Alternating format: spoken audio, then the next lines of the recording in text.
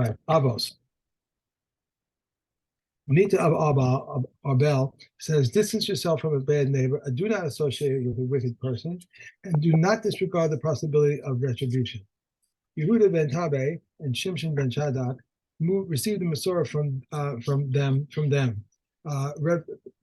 Yehuda ben Tabe says, do not make yourself like the legal counsels, and when um, litigants stand before you for judgment, they should both be as guilty in your eyes. But when they depart from where you after judgment, they should both be as virtuous in your eyes, since they once have accepted the verdict on themselves.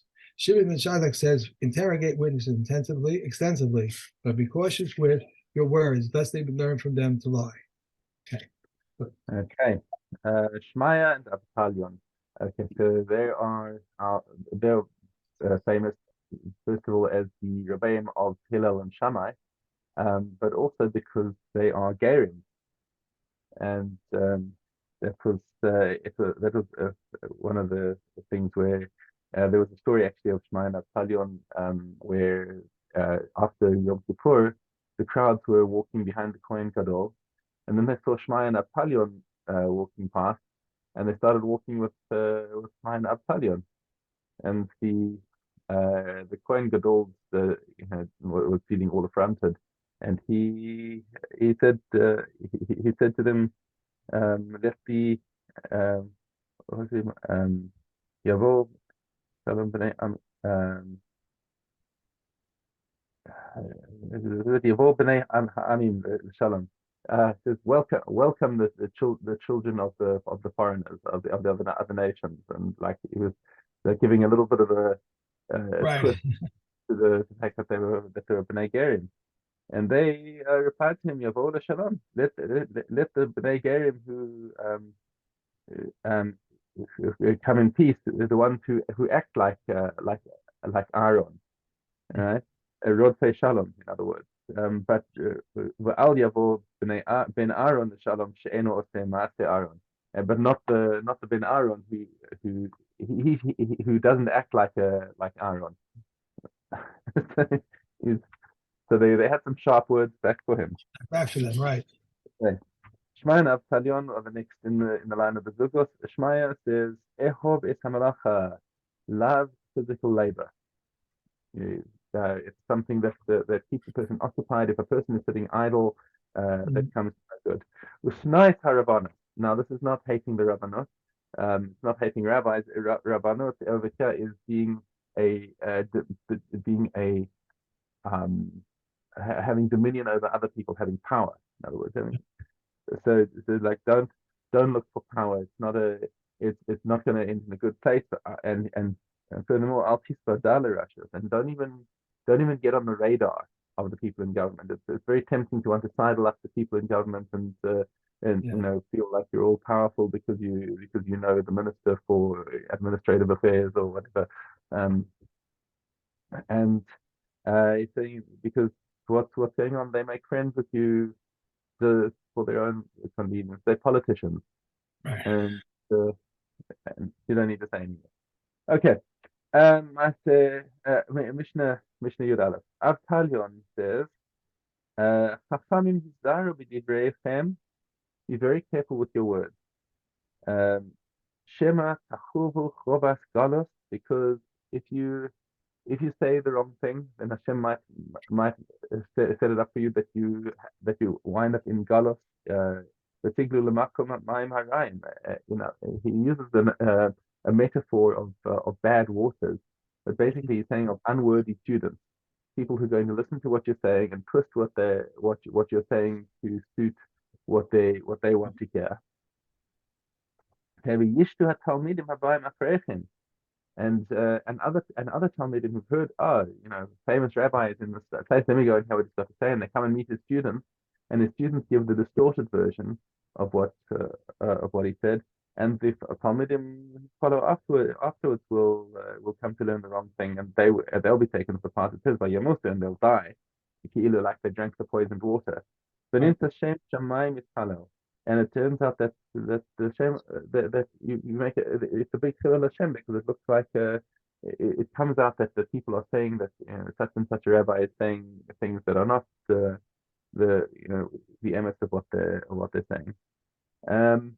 And particularly, I think what Tahati points out that Avtalion may be referring to their Grand Rebbe, who was Antigonus Ishtocho, who had his two Talmidim, as we learned a couple of days ago, Baitus and Sadok, who the two Talmidim who heard what they wanted to hear and started distorting the learning, what other things that they learned, and it was a big problem.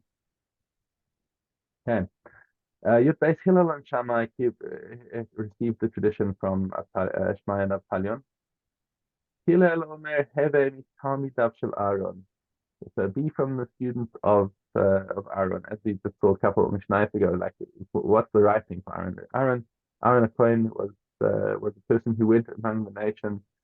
If people were prerogative with each other, he would say, Fred really wants to make peace with you, but he's so embarrassed and he doesn't know how to approach you properly. And then he'd go to Fred and say that Bob is saying the same thing, and they'd come to each other and they'd give each other a big hug and all would be well. I don't know that that's necessarily a formula that works all the time, but apparently Aaron knew how to judge each situation and bring about the peace between the people.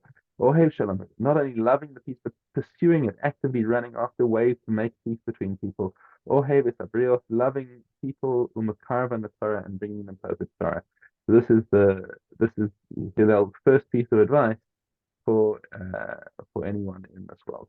And that's it for today. Avodah Zarah. I love the way you do that when you're into this Torah and you're saying all this, Divrei Torah, and giving not psak, but you know what I'm saying. And Fred and Tom, I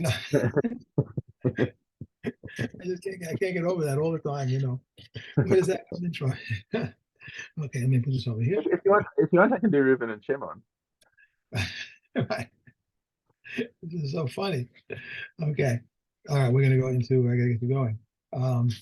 Okay, here we go. Let's okay, and we are in Avodah Zarah. We are at Dalad Yud. If an idolater was found standing beside a wine cistern, if he has a lien, literally a loan, upon it, it is prohibited. If he does not have a lien upon it, it is permitted. If he fell into the casket and came out, and he measured it with a red reed, or he flicked it at a hornet with the reed, or he was tapping on top of a foaming barrel, all these cases were actual incidences, and they said it should be sold.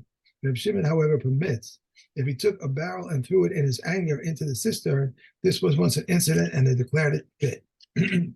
If one prepares an idolatrous wine in purity and he places it in his domain in a house which opens into a public domain, if it is in a city which has idolaters and Jews in it, it is permitted. But in a city which is entirely idol worshippers, it is forbidden, unless he appoints a watchman. The watchman need not be constantly present and guarding. Even if he leaves and returns, it is permitted. And Reb Shimon and Elazar said, all idolater domains are one. If one prepares an idolatrous wine in purity and places it in his domain, and this one writes to him, I have received the money from you, it is permitted. But if the Jew would want to remove it, and he does not allow him to do so until he gives him his money, this was once an incident in Beit Shan where the Chachamim forbade it. Hey, that was three? Yeah, that was three. And yeah, the Chachamim forbade it. That's correct. Yeah. Okay. Three. Now we are to Helios. Helios base 5. There are three things that Yisrael said, and that Rabbi Kiva did not agree with him. Garlic, unripe grapes, and unripe grain that one has crushed while it is still day. That Rabbi Ishmael says it may finish. You may finish after dark, but Rabbi Kiva says he may not finish after dark. There are three things that the disciples stated before Rabbi Akiva. Two of the things they said in the name of Rabbi Eliezer, and one of them they said in the name of Rabbi Yeshua. The two things they said in the name of Rabbi Eliezer were: a woman may go out with a city of gold on Shabbos, and pigeons' flyers are unfit for testimony. And the one thing they said to Rabbi Akiva in the name of Rabbi Yeshua was: if a sheretz was in the mouth of a weasel, and the weasel was walking over some loaves of truma, so that there is a doubt whether the sheretz touched the truma or did not touch it, the doubt is ruled tav. Rabbi Akiva stated three things concerning two. The the sages agreed with him, and concerning one they did not agree with him. Concerning a limestone work, a sandal, the sages agreed that it is acceptable to Tumah of Midrash. And the Chachamim also agreed with Rabbi Akiva concerning the remnants of an oven, that they must be at least 4 tefachim in size. So the Chachamim used to say that three tefachim was sufficient, but they conceded with Rabbi Akiva. And concerning one that did not agree with him, namely concerning the chair from which 2 of its seat sets was removed and one next to the other, which Akiva declares susceptible to tumah contamination, but the sages declare it not susceptible to tumah contamination. Correct. Okay, that's it. Okay, we are on to Baba Basha. Yeah. And Aleph Gimel. Yeah. If someone surrounds his neighbor on 3 sides and he fences off the first, second, and third sides, we do not obligate him. Rabbi Yossi says if he stood up and fenced off the 4th side, we devolve the obligation for all of it upon him. If the wall of a courtyard fell, we obligate him to rebuild it to the height of 4 cubits. Each is presumed to have contributed until the other brings proof that it did not contribute. Oh, sorry, beg your pardon. I'm with you. I just lost my place briefly. Go ahead. From 4 amos and upward, we do not obligate him. If he build another wall near it, even though he did not yet place a roof upon it, we nevertheless devolve the obligation for all of it upon him. He is presumed not to have contributed until he brings proof that he did contribute. We compel him to build a gatehouse and a door for the courtyard. Rav Shimon ben Gamliel says not all courtyards require a gatehouse. We compel him to build for the town a wall, double doors, and a crossbar. Rav Shimon ben Gamliel says not all towns require a wall. How long one must be in the town to be treated like one of the citizens of the town? 12 months. However, if he bought a house there, he is immediately treated like one of the citizens of the town. Okay. To Avos. Zion Aleph. If a widow who is married to a Kohen Gadol or a divorcee or Kalutza who was married to an ordinary Kohen brought Milog slaves or fixed valued slaves into the marriage for him, the Milog slaves will not eat Truma, but the fixed valued slaves may eat Truma. These are the Milog slaves. If they died, the loss is hers, and if they approached, and if they appreciated, the profit is hers. Even though he is obligated to feed them, they may not eat Truma, and these are the fixed value slaves. If they died, the loss is his, and if they approached and they appreciated, the profit is his. Since he is liable for the loss, they may eat Truma. If the daughter of a Yisrael married a Kohen and brought into the marriage slaves for him, whether they are Milag slaves or fixed value slaves, they may eat Truma.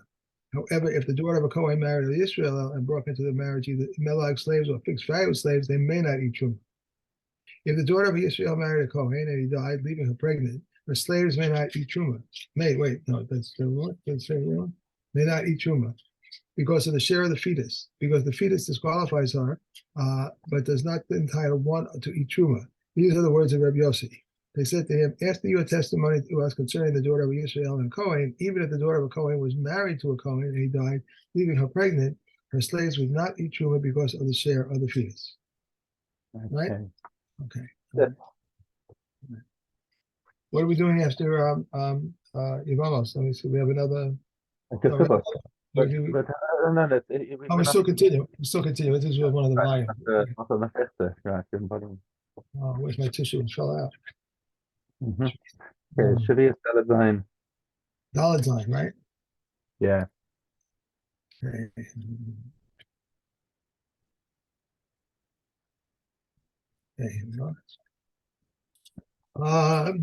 If from when these are figs. From when may we eat fruit trees in the 7th year?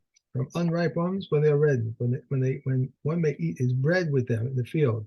Once they begin ripening, he may take them into his house. So also in the other years of the 7-year cycle, he is liable to tithe.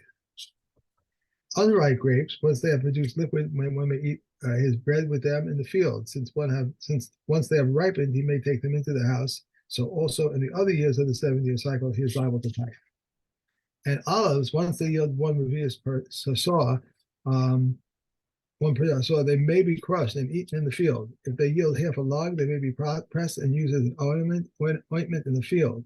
If they have produced a third, they may be pressed in the field and taken into his house. So also in the other years of the 7-year cycle, they're liable to tithe. And all the other fruit trees, the season for the diet is also a season in regard to seventh year. And Kalem. And we have Caleb on Kafdala Jadal. Yeah. There are three towels. There are three towels. A towel for the hands is susceptible to becoming tummy with Midrash Tuma. A towel used for scrolls is susceptible to becoming tummy with corpse Tuma. And one used for the shrouds or for the liars of the Levites is towel from any kind of Tuma. There are three gauntlets. The gauntlets of hunters of animals and birds is susceptible to becoming tummy with Midrash Tuma. The gauntlet used for locusts is susceptible to becoming tummy with corpse Tuma. And the gauntlet of summer fruit dryers is towel for any form of Tuma. There are three hairnets. The hairnet of a young woman is susceptible to becoming tummy with Midrash Tuma. The hairnet of an old woman is susceptible to becoming tummy with a corpse Tuma. And the hairnet of one who goes out is towel from any form of Tuma. Okay. And that's for today. Hey, good. I got you there in time. Okay, good. Yeah, thank you very much. Have a great job. I'll see you Sunday, Mr. Shem. Thank you. Bye. Good Shabbos.